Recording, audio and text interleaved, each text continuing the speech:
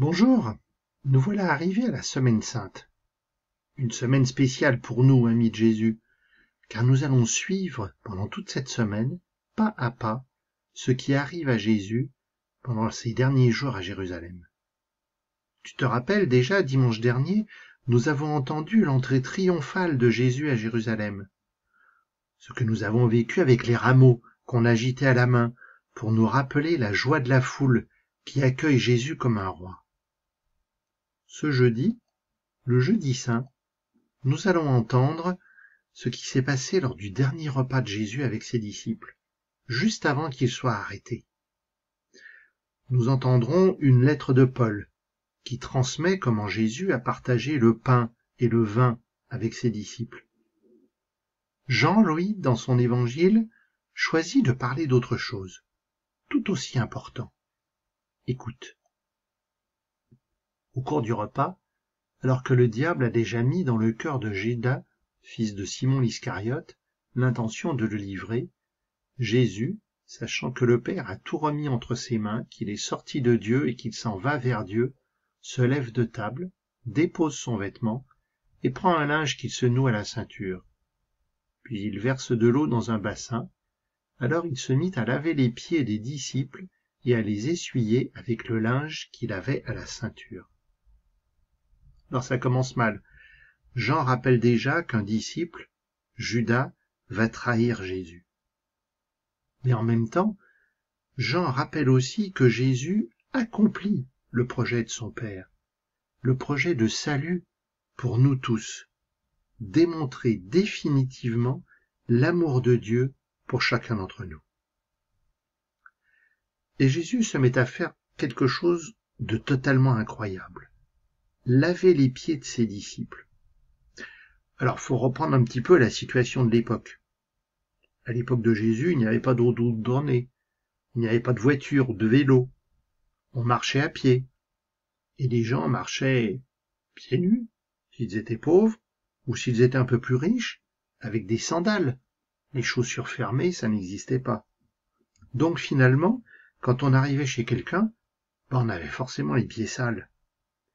Et pour accueillir un invité, la première chose qu'on faisait, c'était de lui laver les pieds. Alors bien sûr, c'était un serviteur qui faisait ça, et c'était même le serviteur qui était le plus au bas de l'échelle dans la maison. Là, c'est Jésus lui-même, c'est le Maître qui le fait. C'est incroyable, non? Il arrive donc à Simon-Pierre qui lui dit « C'est toi, Seigneur, qui me laves les pieds ?» Jésus lui répondit « Ce que je veux faire, tu ne le sais pas maintenant. Plus tard, tu comprendras. » Pierre lui dit « Tu ne me laveras pas les pieds, non, jamais. » Jésus lui répondit « Si je ne te lave pas, tu n'auras pas de part avec moi. » Simon-Pierre lui dit « Alors, Seigneur, pas seulement les pieds, mais aussi les mains et la tête. » Jésus lui dit « Quand on vient de prendre un bain, on n'a pas besoin de se laver, sinon les pieds. On est pur tout entier.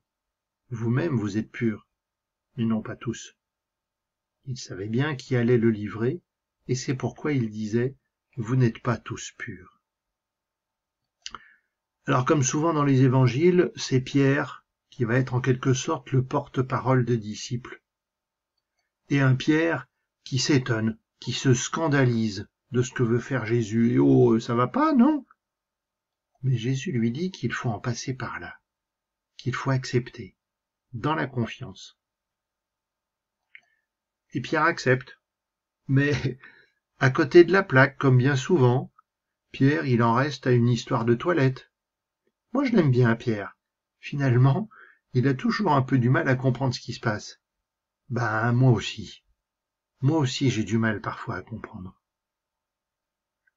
En fait, ce n'est pas de toilette dont il s'agit. Jésus veut montrer bien autre chose. Quand il leur eut lavé les pieds, il reprit son vêtement, se remit à table et leur dit « Comprenez-vous ce que je viens de faire pour vous? Vous m'appelez Maître et Seigneur, et vous avez raison, car vraiment je le suis. Si donc moi, le Seigneur et le Maître, je vous ai lavé les pieds, vous aussi, vous devez vous laver les pieds les uns aux autres. C'est un exemple que je vous ai donné, afin que vous fassiez vous aussi comme j'ai fait pour vous. C'est le moment de l'explication, ce qui montre bien au passage qu'il n'y a pas que Pierre qui n'a rien compris. Et Jésus parle d'exemple. Lui, le chef, le maître, c'est-à-dire l'enseignant, le Seigneur, c'est-à-dire l'envoyé de Dieu, il se mit au service de ses disciples. Et le service, ça va aller beaucoup plus loin, car dans pas longtemps, Jésus va être arrêté, condamné à mort, et il va mourir d'une mort affreuse sur la croix. Se mettre au service, pour Jésus, c'est aller jusqu'à accepter de donner sa vie.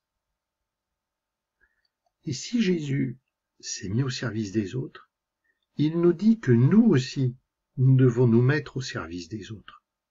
Être disciple de Jésus, c'est cela. Donner sa vie pour les autres. Alors bien sûr, pas mourir sur la croix. Ça, Jésus, c'est lui qui le fait. Une bonne fois pour toutes, pour nous tous. Nous devons donner de notre vie en donnant du temps aux autres, en prenant soin d'eux, en les accompagnant, en les entourant, en les montrant notre amour. C'est parfois compliqué, mais si je pense au sacrifice de Jésus, cela me devient plus simple. Allez, en route avec lui. S'abaisser, pour qu'il n'y ait plus d'obstacle entre la parole d'amour et le cœur de l'homme. Prendre soin de ce qu'il y a de pauvre, de misérable en l'homme. Laver les cœurs blessés avec l'eau pure de la tendresse, du réconfort, de la confiance, de l'amitié. Jésus, tu t'abaisses devant tes amis. Jésus, tu t'abaisses devant nous. Jésus, tu prends soin de tes amis. Jésus, tu prends soin de nous. Jésus, aide-moi, moi aussi, à m'abaisser, à prendre soin de ceux qui en ont besoin. Amen.